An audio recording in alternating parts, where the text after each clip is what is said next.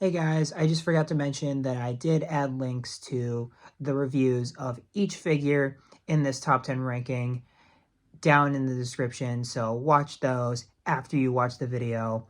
But anyways, to the ranking! Guys, 2023 has of course came and went, so it's time for me to give my top 10 figures of 2023. I went through the archives, I looked all the way back to my first top 10 of figures of the year, which was for 2022. That was the first time I did a complete calendar year on the channel, so there's that. So yeah, let's get into the list here. So at number 10, I love this figure largely because of the art style. It's not the most articulated figure in the world, but I love it just because of how accurate the source material is driven from. And from the figures here, you can probably tell which one I'm talking about. And it's Kingdom Come. Like I said earlier, it's largely because of the art style is so captured in this figure. It's honestly incredible. It looks like it popped right out of the pages of Kingdom Come, and there's not much more I can say about it. Like I said, not the most nimble one in the world, especially due to like the legs and the knees being kinda because honestly this figure would have worked very much with single hinge knees in my opinion, just so you have stuff like that. And the little pack on the back fell off of mine. And of course you got the wings, which are pretty fantastic if I do say so myself. I love how they did the wings. And again, it just pops off. It literally just looks like he popped out of the comic that he's inspired from. So number 10, Kingdom Come Batman. Number 9, I have a figure that was a surprise hit for me this year. I really like this figure. I thought they were absolutely fantastic, but there's some stuff that's kind of much to be desired about her. And that's Donna Troy from the Titans Build-A-Figure wave with a shield I got from MRG Toys to complete the look because I love my Amazonians with sword and shield. But overall, this is my favorite figure of that wave, largely because Nightwing with the not consistent blue patches. But with her, I love the scale of her. You know, Amazons are supposed to be like bigger women, and not like wider. I mean just muscular and tall. Like they're strong women, you know what I mean? When you think of an Amazon, you think of like a 6-foot, like built tooth and nail woman, right? And this is exactly what you get with Donna Troy. And you of course have one of my favorite designs of Donna Troy's entire history, to be honest, because I'm not a huge fan of the red look from Marv Wolfman's Teen Titans run, or the one where she basically looks like she has the cosmos on her superhero suit. But I really love this warrior kind of look to it, but also pays tribute to those classic kind of suits. And also, this made me even more excited for a Wonder Woman figure because of how awesome this figure is. And I can't wait to get Wonder Woman. She's not here yet, but I can't wait to get her. Up next, we have Jay Garrick. Jay Garrick was largely because I'm a huge fan of the Justice Society. Huge fan of the Justice Society. And this figure honestly really knocked it out of the park for me. mainly with the texture work, is the best of the year, bar none. Best of the year because it totally has that hyper realistic look to it.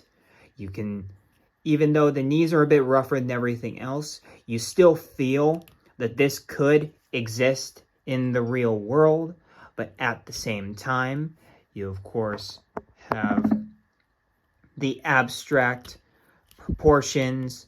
And this is a younger Jay Garrick, as indicated by the back. So it's his World War II days. But I just overall couldn't get enough with this figure. Even in my review, I was ecstatic about this figure. Like, and of course, all of the different effects and different hands. They just really went over the moon with this guy, and they really didn't need to. So I really respect the fact that they knew what they were doing when they dropped Jay Garrick. And again, the texture work was just phenomenal on this figure. Up next, I'm probably gonna do Dark Knights of Steel Batman. See if Firestorm can stay up straight. You good? Cool. I mean, it's medieval Batman. What more do you want? And also, again, texture work, really solid, especially on the arms and the different cloth aspects. You, of course, and also the head sculpt, I find it to be really awesome. All those dinged up marks to really give it a sense of wear and tear. The sword is absolutely phenomenal there. Great looking sculpt overall. The only complaint I have with this figure is, of course, the lack of metallic paint on this armor. It's just a very, you can tell it's gray with a bit of gloss. It's not true metallic. And also the exposed neck. So that lets it sit a little bit lower than what it would have been without those problems. But overall, if you want an Elseworlds Batman, this is the one to get. And then up next we have at number 6, Blue Beetle. And I was really surprised by this figure because I saw the trailers for the movie and I was like, I should probably get Blue Beetle to complete my DCEU shelf, which is not really completed because I don't have any of the Black Adam figures. But I thought, I'll get him. And I ended up loving this figure. The cannon really gives it is really unique. Again, I love the Buster Sword. It was my favorite part when seeing the first trailer. I was like, cool, he creates a Buster Sword. That's awesome. And of course, just the paint job. Like, metallic blues all over this figure. And of course, you have the worn kind of metallic dry brushing on the black components, which really make it pop. And the best part is, as you guys can see, he fits in relatively well with comic book figures too. Even though comic book figures are more matte and less shiny than more realistic figures are, he still could really, this is like one of the best movie designs ever, pretty much. I mean, all the DCEU film designs are great, but this one just went, again, with the paint job, it went over the moon for me. I was really excited, and getting off of the high of the Blue Beetle movie, which I thought wasn't that bad. A lot of people gave it a bad rap, but I thought it was fine. I thought it was fine for, like, a first superhero start. Not everybody has to have a fantastic genre-defining first movie. They just need to have a first movie, and Blue Beetle did that. And it just reminds me of the fantastic performance by Shalom Aladuena, and just fantastic figure. Now we're getting to the cream of the crop here, at least for me. But at number 5, there's an obvious one here, and it's Freeze. I love Freeze, mainly because he's my favorite Batman villain, but this was a long-awaited figure, and McFarlane went above and beyond. We, of course, have the Freeze Ray, which I love the fact that the effect can easily be taken out, even though, you know, McFarlane's not supposed to be doing guns.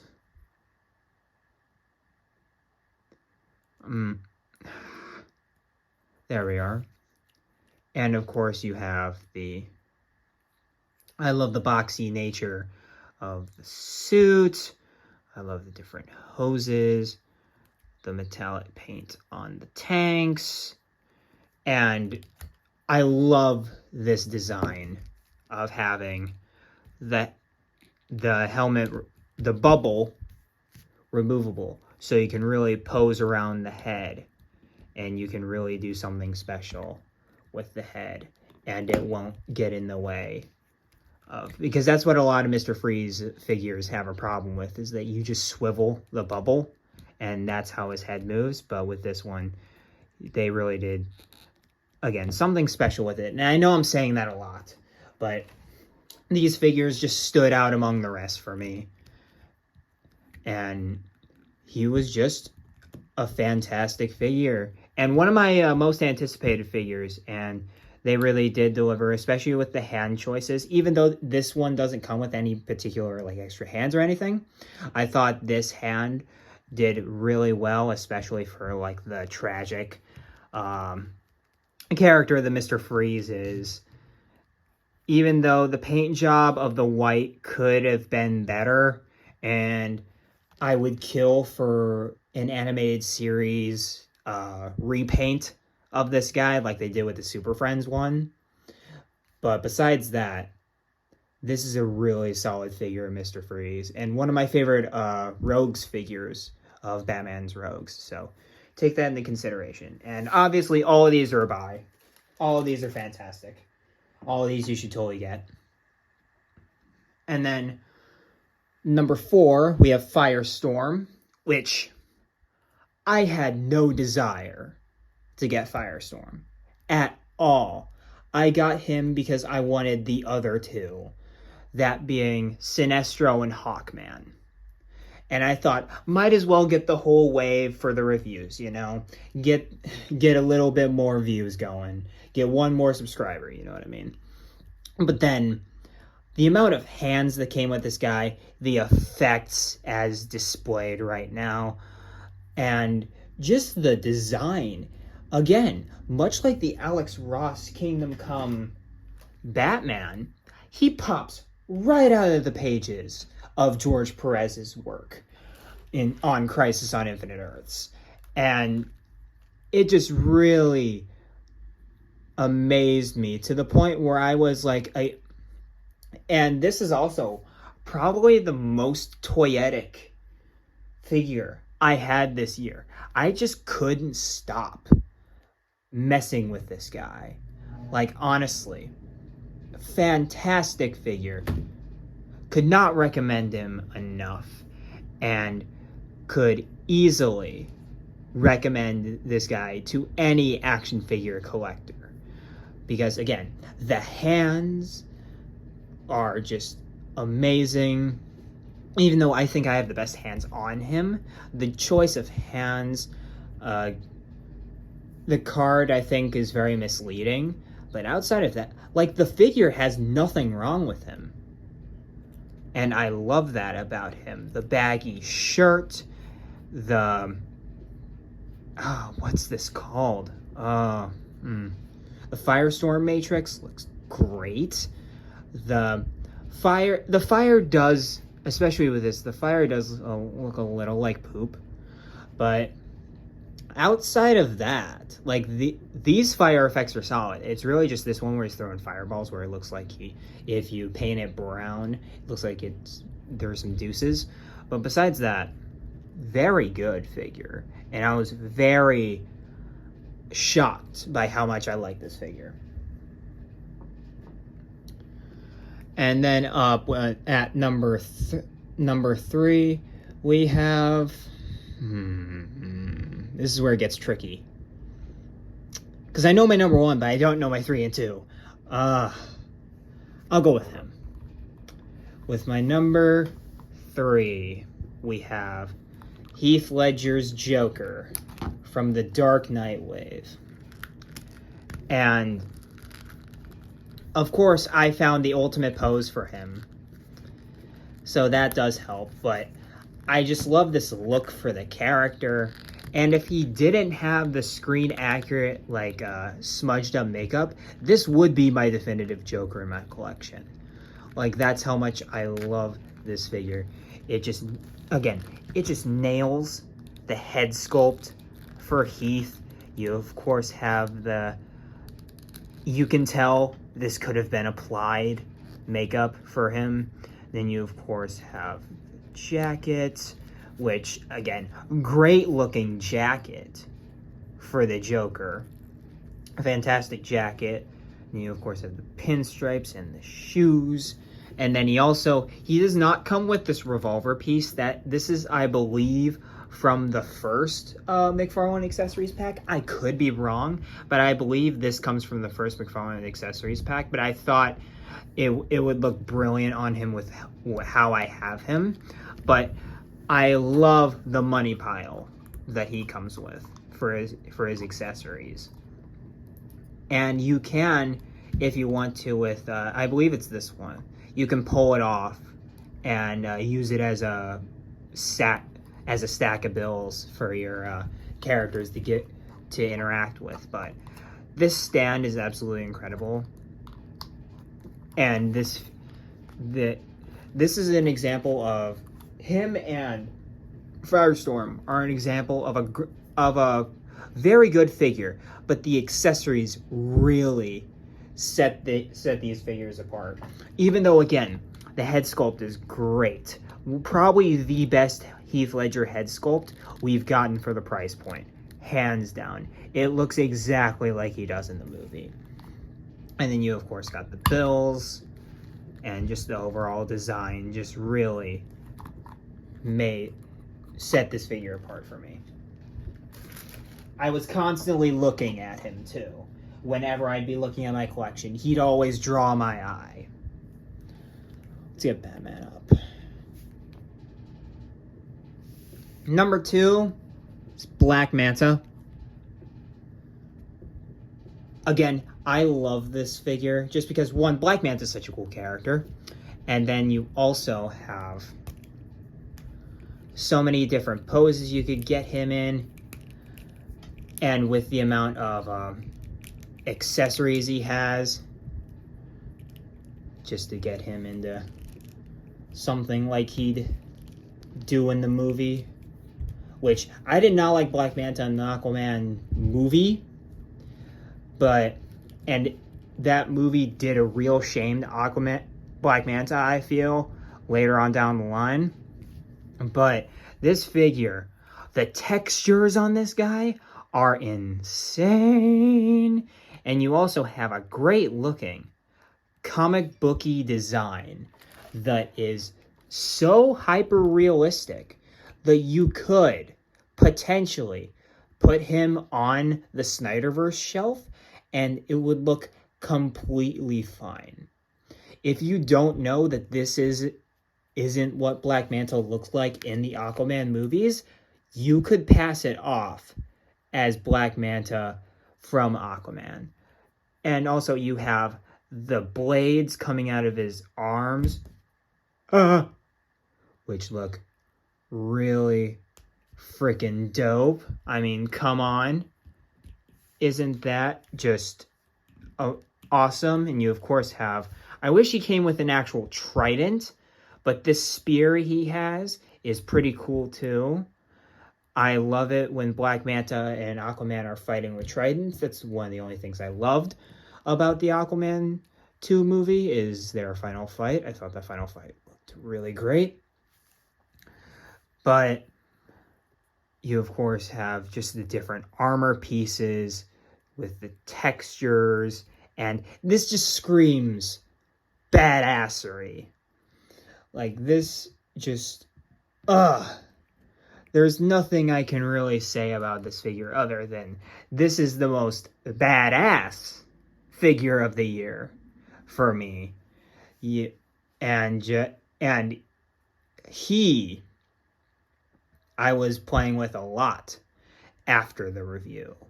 Like, I was totally, and you can tell from some of my shorts that I really went all out with this guy in terms of the shorts. Any character I could put him up against, I did. And I really just want to mess with him after the review. Like, that's how good that figure is. And obviously, number one is Hush. Let's get it out of the way. I mean, this is my favorite design for Jim Lee, for Batman himself.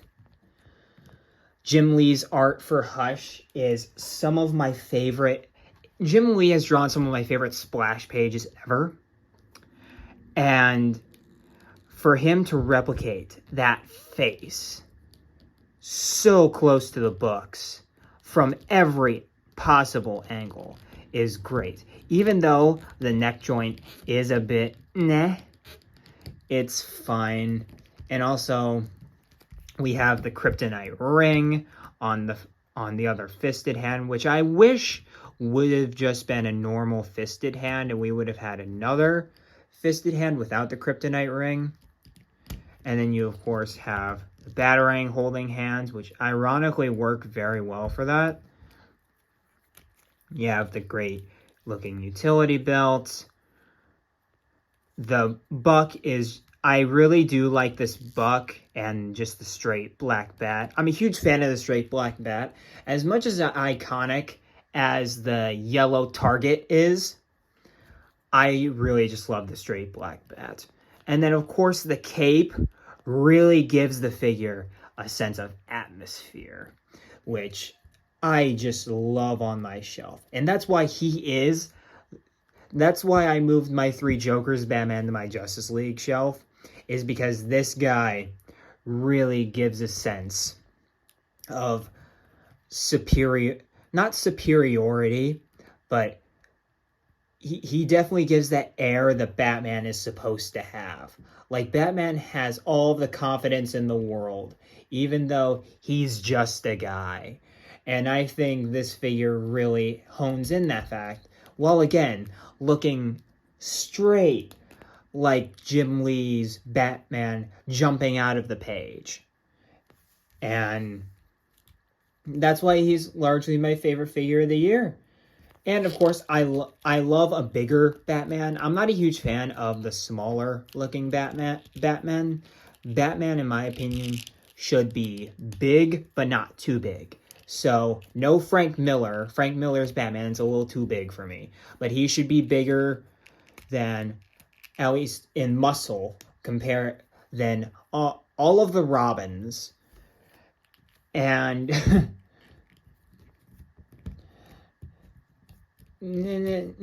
yeah, I mean, he's the Don of the Bat family, you know? He's the leader of the Bat family. So, that's really it for my top 10 figures of 2023. And let's just say, this doesn't even scratch the surface on how many figures I really did want to include. Like, you can see him back there is the Neil at the 90s Batman. You have Arsenal up top, which I really wanted to include. Same with Robin. And also, low-key, even though he's repaint, Sinestro I thought was a really good job. Just so many good figures this year. And also Bale Batman. So those would be my honorable mentions, even though I didn't get them out of their spots. But so many good figures this year. I can't wait for what's going to happen in 2024. And it was just a great way to reflect on the last year of figures, even though I haven't been posting as much, mainly because the figures that have been coming out haven't really interested me a lot. I do have some figures in the vault that did release in 2023, but I don't have them. That would be, it's Brainiac and Captain Carrot. So those will be coming soon. Wonder Woman, I already pre-ordered day of course, because if I didn't, I don't know when she'd come. But I can't wait to see what McFarlane does in 2024. And yeah, guys, that's pretty much it for this retrospective top 10 list, whatever you want to call it, of the McFarlane figures of 2023. And I, of course, will catch you guys in the next video. Peace.